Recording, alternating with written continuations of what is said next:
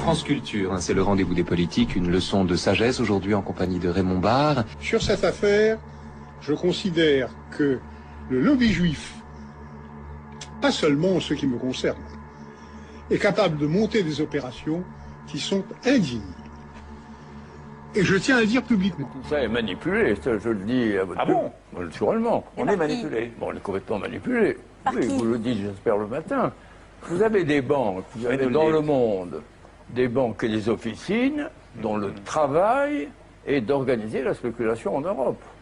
Elles sont américaines en général, elles sont pas européennes, et c'est leur travail. Le matin, on dit quel bonnet attaque-t-on. Je vais vous dire qui est mon adversaire, mon véritable adversaire. Il n'a pas de nom, pas de visage, pas de parti.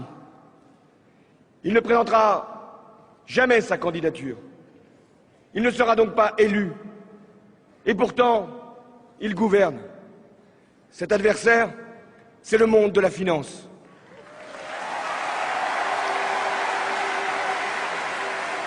La France ne le sait pas, mais nous sommes en guerre avec l'Amérique. Oui, une guerre permanente, une guerre vitale, une guerre économique, une guerre sans mort apparemment.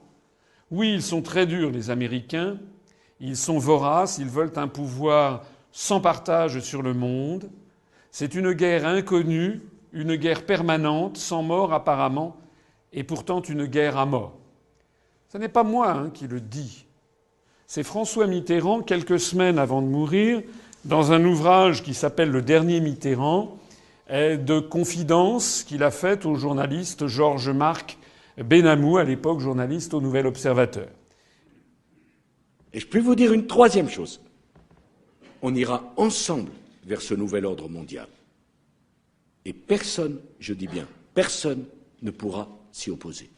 Et les dernières paroles qu'il ait prononcées comme président de la République, à l'exception peut-être de quelques mots qu'il a dit à son médecin avant de passer les paroles à Chirac, c'est à moi qu'il les a dit. Et il me regarde.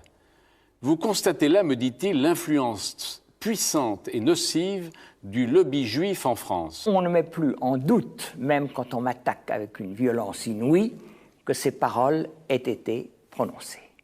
Mais immédiatement après, on me dit, il les a peut-être dites, mais il ne fallait pas le répéter. Pas vous, pas comme ça, pas maintenant.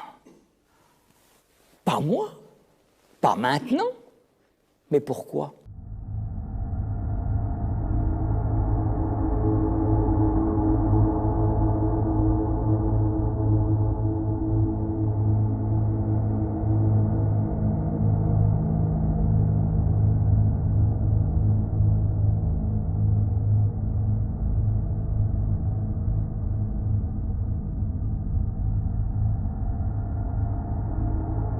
Mais pourquoi ?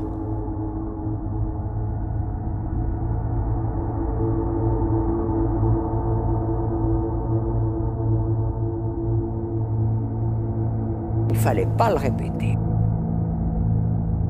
Mais pourquoi ?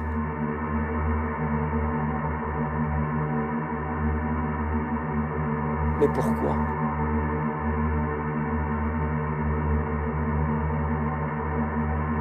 Il ne fallait pas le répéter.